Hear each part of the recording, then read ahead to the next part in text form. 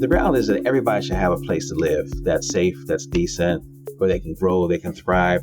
I just believe everybody wants that and everybody deserves that. We just have to figure out how to make that happen.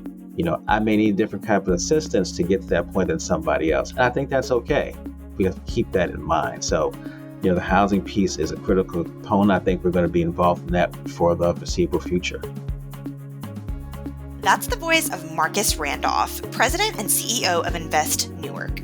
He's an expert on affordable housing and finance who's worked at Chase and the New York City Housing Development Corporation, and we're talking with him today about this EDO's work to help locals at all income levels become homeowners. We'll also cover other strategies to boost and maintain the percentage of folks out there who own their home. I'm Amanda Ellis, and you're listening to Inside America's Best Cities, a podcast for chamber, economic development, and talent attraction professionals. Learn more about this podcast at livabilitymedia.com. And with that, let's jump in. Marcus, thank you so much for joining us on Inside America's Best Cities. We're super excited to talk with you. Thanks so much for having me. I'm excited too. You are our inaugural New Jersey guest. We talk to folks from all over the country, but you're the first from the state, so little debut. All right. Awesome. So we're here to talk about some work that Invest Newark is doing to help people become homeowners that I feel like is very unique. Super excited to hear more. Give us some overview of that. Sure, absolutely. So Invest Newark is the Economic Development Corporation for the city of Newark, New Jersey. We do a few different things, one of them being that we are an integral part of the mayor's housing plan. Our mayor, Raz J. Baraka, really wants to increase our home ownership rate, which it hovers around 25%. So we're trying to get creative about how we can increase that percentage. And one of the things that this organization has been tasked with is we do run the Newark Land Bank. It's the only land bank in the state. Really sort of came online during the pandemic. City Hall, Council, folks here in Invest Newark got together to make this a reality and start getting people into homes and get them in at a price that they can afford. We have a very low average income here in our city. Most folks really cannot afford to purchase a home of their own. So this is an opportunity for people to get their own home in a city that they love, they've lived in, grown up in, at a price they can afford. What exactly is a land bank? A land bank is where we essentially, and I'll say we are in our example, so we get properties that have been foreclosed on from the city. We have other mechanisms to get properties as well, but primarily we get them from the city. We're able to get those transferred in bulk. So the last two times we've had about 85 properties in each sort of bulk transfer. So we are essentially banking these properties, but they have all been, sort of run down, neglected. So we get them, quote unquote, bank them until we can figure out the next steps, which in many cases is just trying to salvage the house through extensive rehab and then sell them affordably. So there is typically an existing house versus building something from the ground up. Some cases, there's some times where we can't save the house. Some of the lots are vacant, so we're actually going to start new construction, our first foray into new construction very shortly. And then there are also some small lots, we call them side lots, as to other land banks across the country. By zoning ordinance, they're too small for us to build a house on them. But it still gets them off of the city's sort of, for the city's dime, having to do property maintenance and inspections, et cetera. We try to sell those to the person who owns the adjoining property, and more often than not, we're successful in doing that. Interesting. How do you choose who to consider for this program? How do people get in the pipeline for it? Yeah. So really anyone can. We do have preference. We do give preference to people who have lived in Newark for, I think, at least 3 years, maybe 5. One of the programs that we do offer from via our land bank is we allow a program where people who have used a Section 8 voucher for rent, they can take basically the funding from that voucher and use that for a mortgage. And so we work with the Newark Housing Authority, who administers the voucher program for our city. We have a very good partnership with NACA, which is Neighborhood Assistance Corporation of America.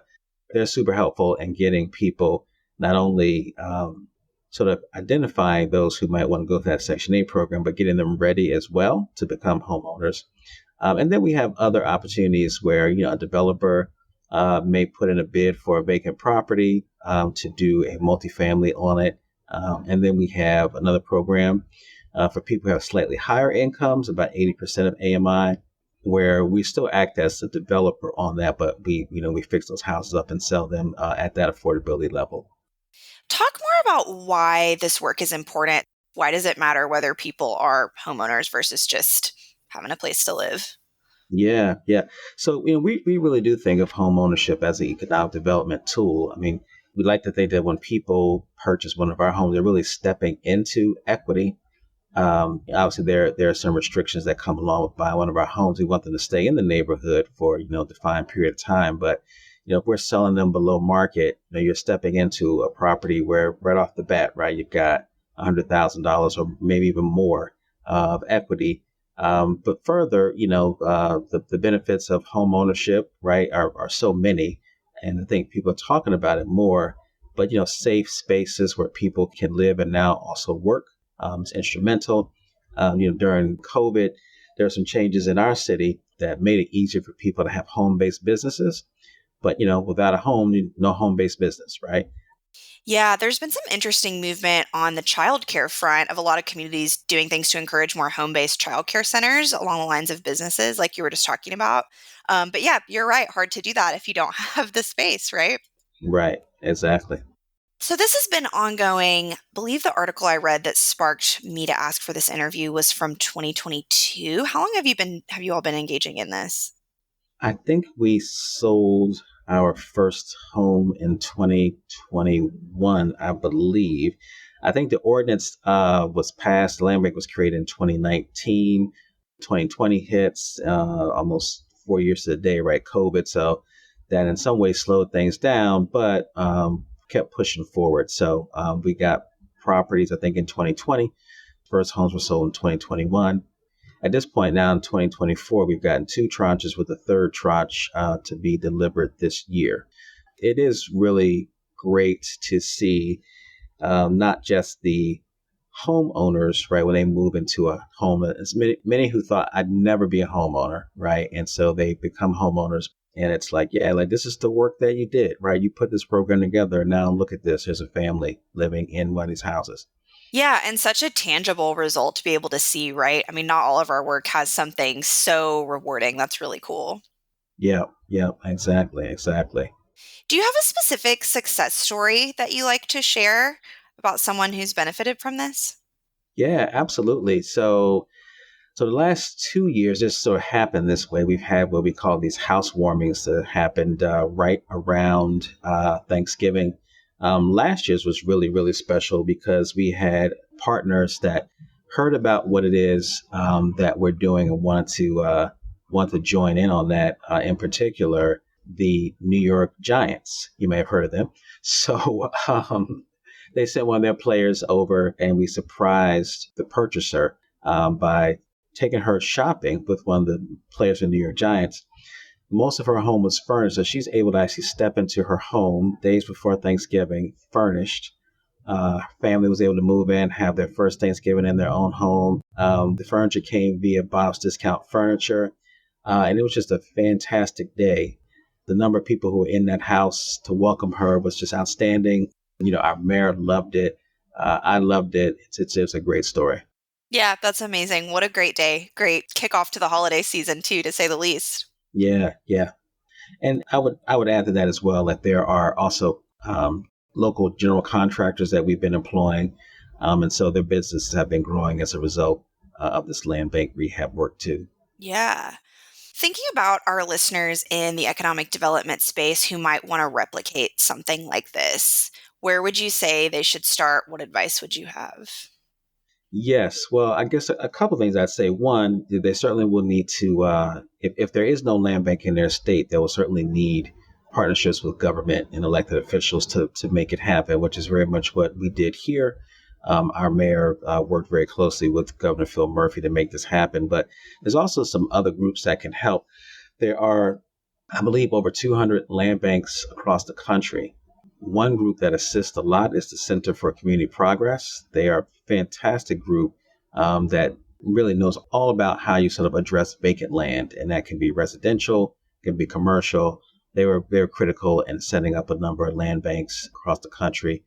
Though we often say that we're the only land bank in the state of New Jersey, but we really don't want to be. We're hoping that others will begin to seriously think about forming their own land bank.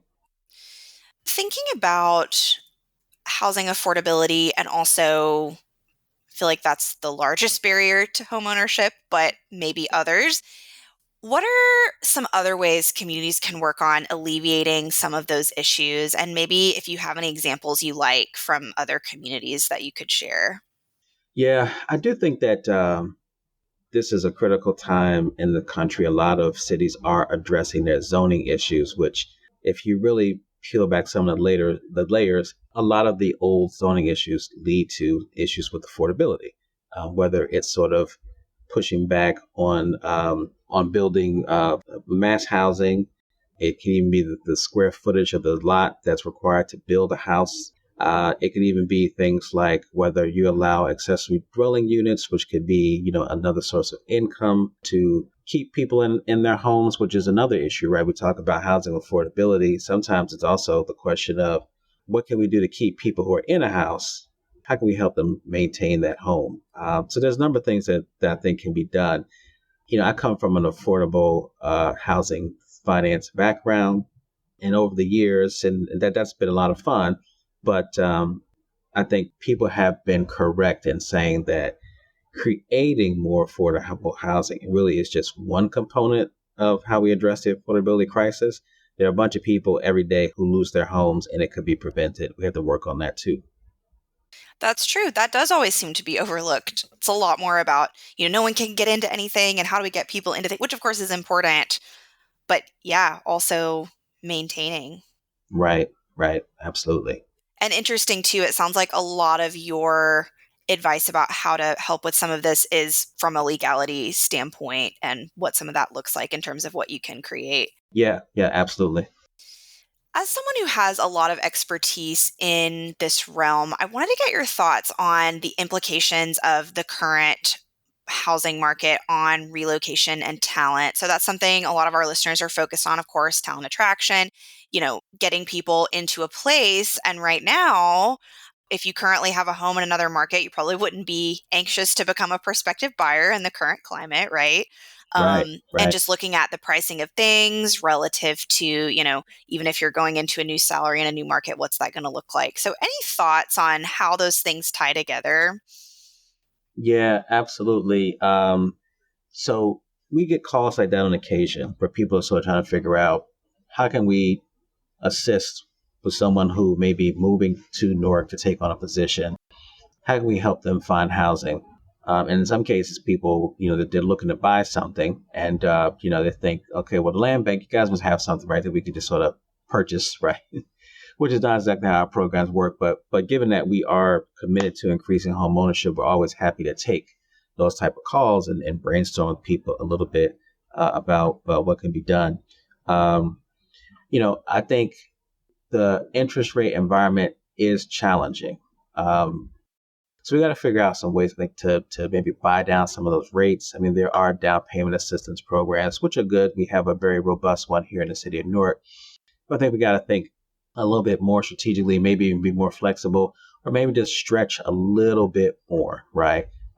We need to open up some of these opportunities for folks, and maybe it does mean for some defined period of time, we just have to figure out programs to buy down some of these interest rates, and then maybe there's some sort of a reset after 5 years or so. But I don't think that we're going to get back to those super low rates that we all really enjoyed 3 years ago. So we got to figure out how we address this. What's interesting too is I've also heard that once that does, probably not drop to that level, but drop some, it's going to just create even more demand and it's going to be other different problems. Right. It'll open up another set of things we have to address. I know. Yeah. So fun things that you get to spend a lot of your time thinking about, and some Right. things, some aspects of that you have more control over than others. Yeah. So, your organization, Invest Newark, has a couple of core priorities that I think are interesting for an EDO because I feel like so many EDOs are doing so many different important things, but a lot of different things, spreading themselves very thin. And you all seem to have a few specific pillars, which I think is an interesting and very effective, seems like, setup. What are those? And talk more about that. Yeah, absolutely. So our what I define as our more traditional economic development work is our business development. We do a lot of support of our local businesses. We offer training. We try to make sure that there's opportunities for them to connect, whether it's something that we're actually sponsoring or not. We do a little bit of lending. We also really just want to see people sort of step up a little bit. It's interesting. When I thought about transitioning into this type of work, I thought not only did I want to sort of address the housing crisis in a different way, but I wanted to be instrumental in like bringing and having jobs created here in Newark. And I thought that, the big wins, 500 jobs, right, coming to the city of Newark, big win. But what I quickly realized, it was really brought to my attention, right? It's like, but there's like tons of small businesses, right? If each one of them can employ another person or two people, that means they're growing and more people are being employed right here in the city that they already work. So that's a critical piece of what we do as well. Our other big piece is so Newark is one of maybe three, I think, municipalities that has a fiber network that it actually owns. We, a few years ago, peeled off a part of that network and used it to provide broadband for basically city services, but then began to offer it to local businesses. It's very fast, it's reliable, we wanted to make it affordable. So we set out to make sure that now anybody in the city of Newark that needs affordable and reliable broadband has it. So we're expanding the city-owned network to make it available. We have put it in some of our public housing units. We have it in all of our recreation centers. We also were very instrumental in the Affordable Connectivity Program that has been wildly successful here in Newark. We had over 30,000 households sign up. So we are a little bit different, I think, than most EDOs. But I really think of, yes, we are an EDO, but we're also a service organization, right? We're trying to make life better, right, for people who live here in Newark. Yeah, I love the local engagement piece of that being incorporated. I think there are so many EDOs that their local community may not even really understand, what they're engaging in. And I love that. And I think there's so many tie-ins. I always talk about how the same thing from a talent attraction standpoint that people want to move to a place, they're the same things that people who a lot of times that already live in a place want, like Right. we all That's want right. some of the same things. Yeah. Yeah. Absolutely. Yeah. And I think we forget about that at times, and I will admit I have to be reminded that as well. When people talk about bringing a new business to town and we're going to capture all the traffic that's going to the local arena for a concert, and it's like, yeah, but what about the people who live here who just there's no concert, they just live here, right? What Yeah. about them? Yeah. Yeah, you're so right about that. But the good news is, yeah, a lot of those good things dovetail, what new people would want are the same things people you have want. And yeah, just the focus sometimes on talent attraction, but retention is so important too, right? What about the people who've been in your community, who've been invested? Making sure that they're having a really good experience too.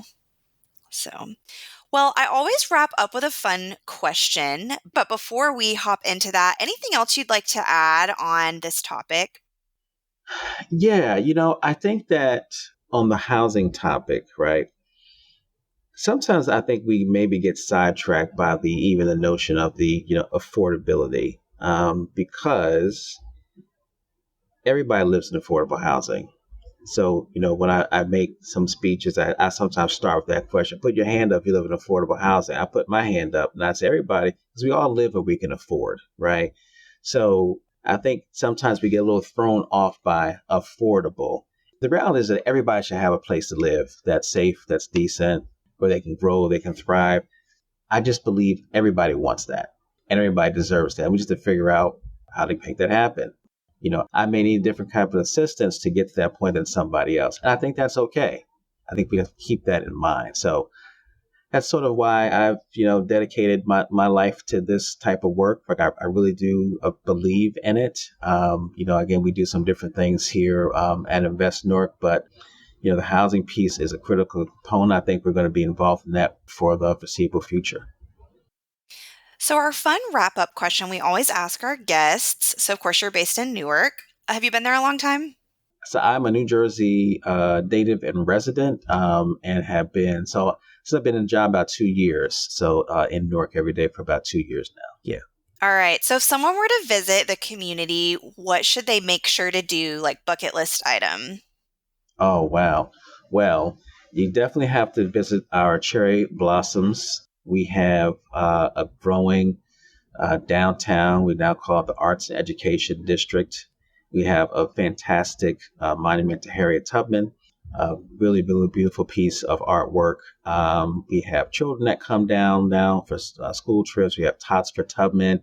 So it's like really, really, really fun. And then, I guess I say as well, we do have really good dining options, not just in this arts and entertainment district, but really all over the place. So Newark's just is a beautiful city. I mean, our wards are unique. We have 5 wards. They're all unique, but they all offer something special. I would definitely recommend doing that. And then back to my earlier comment, yes, I am a big fan of our arena. So we have a fantastic arena downtown. Prudential Center does a great job with this programming. You can't go wrong by coming here to catch a show and stick around for a little dinner. Sounds like a lot of fun stuff. We get a lot of food and dining comments when I ask that. And I always say, one day I'm going to follow back up with everyone and get a list of restaurants, and I'll be really in the know. Yes. Yeah, absolutely. We've got a good list, a growing list. We do put a restaurant week on every year. I guess this will be our 4th year doing it, I believe. So that's a lot of fun. It's a lot of work, but it's a lot of fun. Well, thank you so much, Marcus, for taking some time today. I think our listeners will get a lot out of this and really appreciate it. Thank you very much. I appreciate the opportunity.